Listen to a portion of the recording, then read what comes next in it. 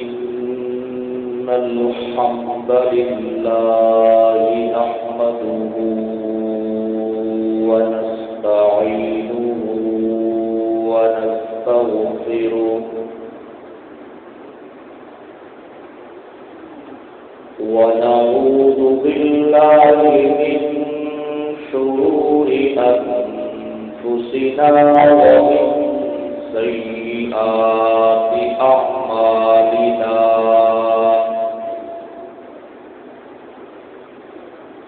من يهده الله فلا مضل له ومن يضلله فلا هادي له وأشهد أن لا إله إلا الله وحده لا شريك له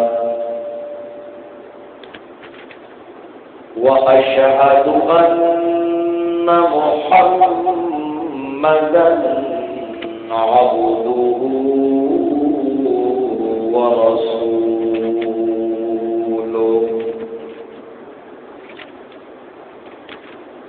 أما بعد فإن خير الحديث كتاب الله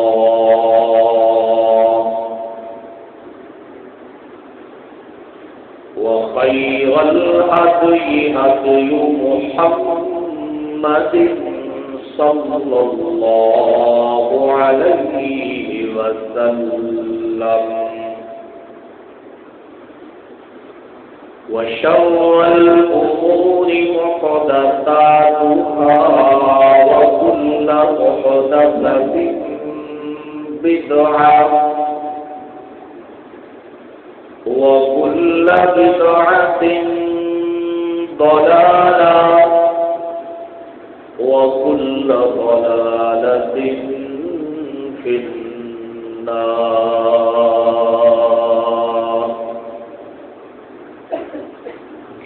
أعوذ بالله السميع العليم من الشيطان الرجيم من همزه ونفخه ونفثه. بسم الله الرحمن الرحيم.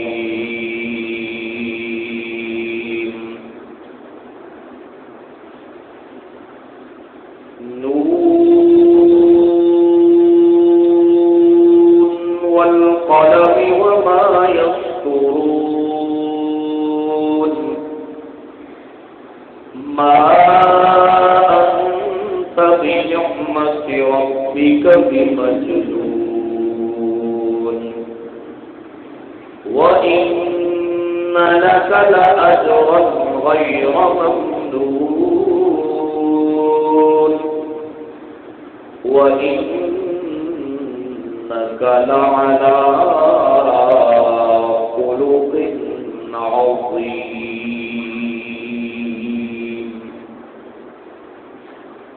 درود پاک.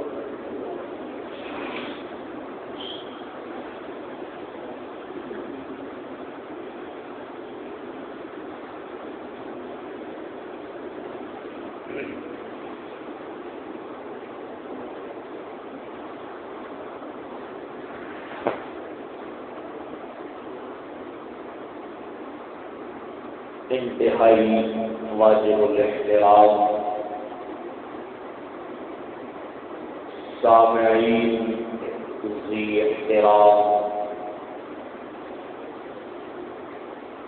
گرامی قدر سامعین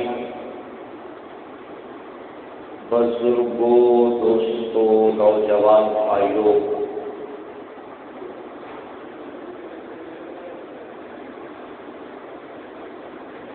ماہ ربیع الاول کی مناسبت سے نبی رحمت صلی اللہ علیہ وسلم کا خوبصورت تذکرہ آپ کی خدمت میں بیان کیا جا رہا ہے۔ گزشتہ خطبہ جمعۃ المبارک میں نبی پاک صلی اللہ علیہ وسلم کی ولادت و سعادت کی حقیقی خوشی کے حوالے سے کچھ معلومات عرض کی تھی۔ دعا کرتے رہا کریں کہ اللہ ہمیں اپنی زندگی کے ہر شعبہ میں اپنے نبی کی سیرت اور اسوہ حسنہ سے رہنمائی لینے کی توفیق نصیب فرمائے۔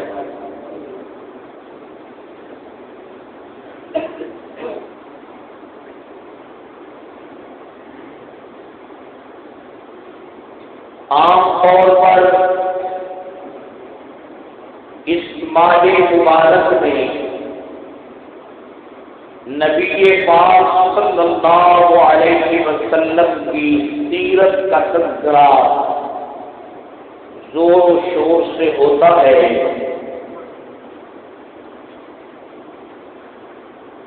کچھ لوگ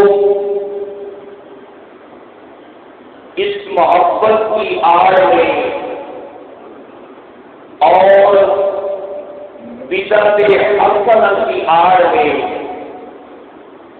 اس حد تک آگے نکل چکے ہیں کہ شریعت کی حدود کو مذاق کا نشانہ بنا دیا ہے۔ 12 ربیع الاول کے دن کو اللہ کے نبی کی محبت کے نام پر جو کچھ وطن عزیز میں ہوا اس پر سوائے افسوس کے اور کیا کہا جا سکتا ہے۔ ہر قسم کی فحاشی، اریانی اور بے حیائی کے مناظر اللہ کے نبی کی محبت کی آڑ میں لوگوں کو دکھلائے گئے۔ ان کے اپنے مقصد فکر کے سنجیدہ لوگ شرم کے مارے اندر جھکا کر بیٹھے ہوئے ہیں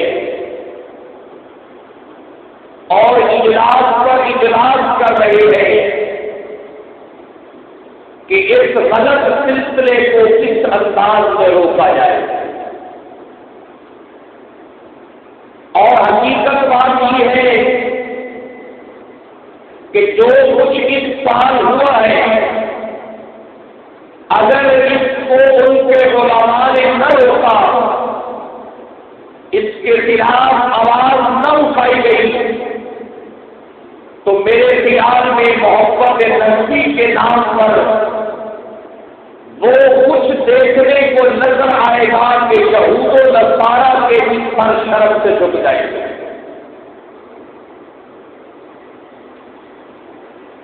اس لیے کہ وطن عزیز کے اندر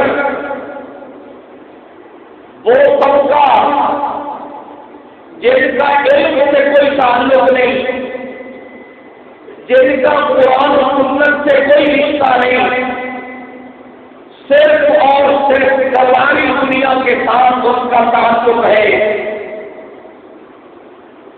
انہوں نے اس سال وہ مناظر امت کو دکھلائے ہیں کہ ان مناظر کو اللہ کے گھر میں بیٹھ کر بیان نہیں کیا جا سکتا۔ بس اللہ سے میں پناہ مانگتا ہوں اور اللہ کا شکر بھی ادا کرتا ہوں کہ اللہ نے توحید و سنت کی سمجھ عطا فرمائی ہے۔ اللہ تیرا شکر ہے کہ تو نے اپنی توحید کی اور پیارے نبی کی سیرت کی سمجھ عطا فرمائی ہے، اور ہر قسم کی بدعات سے اور موضوعات سے ہماری حفاظت فرمائی ہے۔ تو الحمدللہ نبی پاک صلی اللہ علیہ وسلم کی سیرت کے عنوان سے ہر طرف گفتگو کا سلسلہ ہوتا ہے، میں نے بھی مناسب سمجھا کہ آپ بھائیوں کی خدمت میں سیرت کی حقیقت عرض کر دی جائے کہ سیرت کی حقیقت کیا ہے۔ جب لفظ سیرت کی حقیقت کا پتہ چل جائے گا تو انشاءاللہ سیرت النبی کی حقیقت کا بھی پتہ چل جائے گا۔ عام طور پر یہ لفظ بولا جاتا ہے، اللہ کے نبی صلی اللہ علیہ وسلم کے لیے بھی، نیک لوگوں کی سیرت کے لیے بھی، صحابہ کرام کی سیرت کے لیے بھی، اہل بیت کی سیرت کے لیے بھی۔ آئیے قرآن مجید کے اندر سے لفظ سیرت کو تلاش کرتے ہیں اور اس کا معنی اور اس کا مفہوم غور و فکر سے سنتے ہیں تاکہ ہمیں پتہ چلے کہ سیرت کا معنی کیا ہے۔ جب سیرت کی حقیقت کا پتہ چلے گا تو سیرت النبی کی حقیقت کا پتہ چلنا کیا ہے، آسان ہو جائے گا۔ آئیے دیکھیے قرآن مجید کے اندر لفظ سیرت صرف ایک بار آیا ہے۔ قرآن مجید میں لفظ سیرت کتنی بار آیا ہے؟ صرف ایک بار آیا ہے۔ کس مقام پر آیا ہے؟ آئیے آپ کی خدمت میں عرض کرتا ہوں۔ 16واں پارہ ہے، سورت کا نام ہے سورت طٰہٰ۔ پارہ نمبر کون سا ہے؟ 16۔ سورت کا نام کیا ہے؟ سورت طٰہٰ، اور اس کا بالکل پہلا رکوع ہے، اس کا بالکل پہلا رکوع ہے۔ اس پہلے رکوع کے اندر لفظ سیرت قرآن مجید کے اندر آیا ہے۔ اس کے معنی کو سمجھ لینے کے بعد سیرت النبی کا معنی خود بخود سمجھ میں آ جائے گا۔ آئیے دیکھیے قرآن مجید میں اللہ رب العزت نے جس اپنے محبوب پیغمبر کا قصہ پورے قرآن مجید میں پھیلا رکھا ہے، جہاں بجا اس کو ذکر فرمایا ہے، اس پیغمبر کا نام ہے حضرت موسیٰ علیہ الصلوۃ والتسلیم۔ اللہ رب العزت نے جب حضرت موسیٰ علیہ السلام کو نبوت سے سرفراز فرمایا، تاج نبوت ان کے سر کے اوپر سجایا اور ان کو اپنا برگزیدہ اور محبوب ترین بندہ بنا لیا اور ان کو پیغام دیا کہ اب تم نے جانا ہے فرعون کے پاس، اس کے بڑے دربار میں میری ربوبیت اور میری توحید کا اعلان کرنا ہے۔ حضرت موسیٰ علیہ السلام تیار ہو گئے۔ اللہ رب العزت نے حضرت موسیٰ علیہ السلام کو 2 معجزے عطا فرمائے۔ پہلی دفعہ کتنے معجزے دیے؟ 2 معجزے عطا فرمائے۔ پہلا معجزہ تھا ہاتھ والا کہ حضرت کریم اپنے ہاتھ کو اپنے بغل میں ڈالتے، جب باہر نکالتے تو چودھویں کے چاند سے بھی زیادہ چمکدار اور روشن ہوتا۔ ایک معجزہ یہ عطا فرمایا۔ دوسرا ان کا مشہور معجزہ لاٹھی والا، اس لاٹھی والے معجزے کے اندر لفظ سیرت آیا ہے۔ اسی موقع کے اوپر 2 کام ہوئے۔ اللہ رب العزت نے اپنے نبی کریم سے پوچھا، ما تلک بیمینک یا موسیٰ، اے موسیٰ آپ کے دائیں ہاتھ کے اندر کیا چیز ہے؟ حضرت موسیٰ علیہ السلام نے عرض کی یا عصای، لاٹھی ہے، لاٹھی ہے، اتوکل علیہا، میں اس کے اوپر ٹیک لگا کر کھڑا ہوتا ہوں۔ اس کے اوپر کیا ہے؟ ٹیک لگا کر کھڑا ہوتا ہوں۔ وَأَحُشُّ بِهَا عَلَىٰ غَنَمِي، اس کے ذریعے میں اپنی بکریوں کے اوپر درختوں سے پتے بھی جھاڑتا ہوں۔ تیسری بات یہ ہے وَلِيَ فِيهَا مَآرِبُ أُخْرَىٰ، اور بھی میں اس سے بہت سارے کام لیتا ہوں۔ اللہ نے جب کلیم اللہ سے پوچھ لیا کہ ان کے ہاتھ کے اندر جو چیز ہے وہ لاٹھی ہے اور اس کی کوئی حقیقت نہیں ہے، اللہ نے کلیم اللہ سے فرمایا القِھا یا موسیٰ، اے موسیٰ اس لاٹھی کو زمین پر ڈال دیجئے۔ اللہ نے حکم دیا ڈال دیجئے۔ قرآن کہتا ہے فَأَلْقَاهَا، انہوں نے لاٹھی کو کو زمین پر ڈال دیا. اللہ فرماتے ہیں کلیم اللہ کا کام ختم ہو گیا. ان کو حکم تھا ڈال دیجئے, انہوں نے ڈال دیا.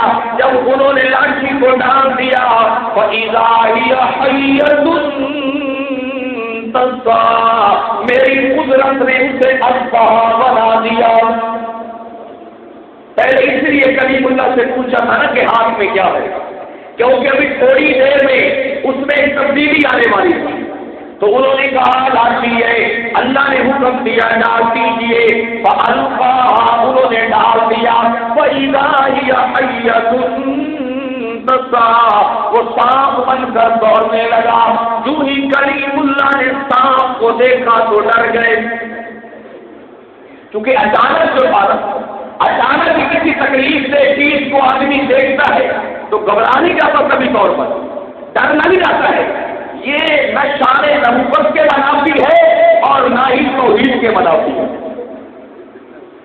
سمجھ آئی ہے کہ جب ہم کسی آدمی کے سامنے سانپ کھولا جائے وہ ڈر گئے, اگلا بتا کے بعد یہ بات چنگی تھی توحید بنے تھی اور جس کا پان اتارے گھروں سے. تو یہ جہالت ہے بھائی, یہ دیکھ لیجیے.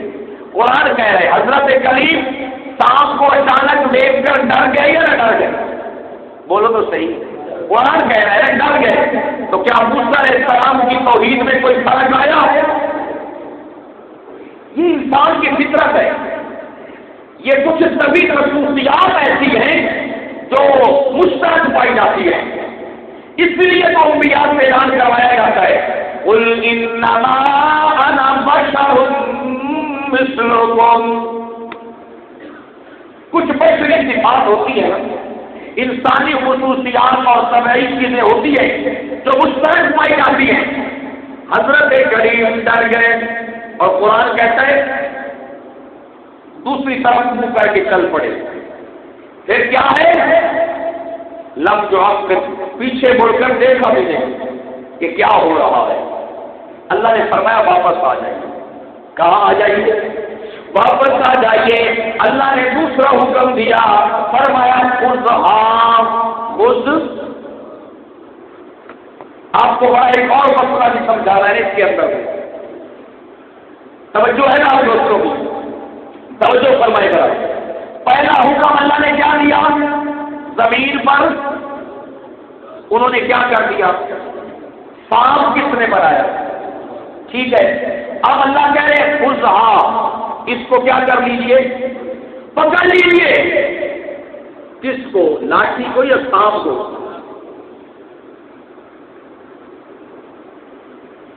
لاٹھی کو نہیں,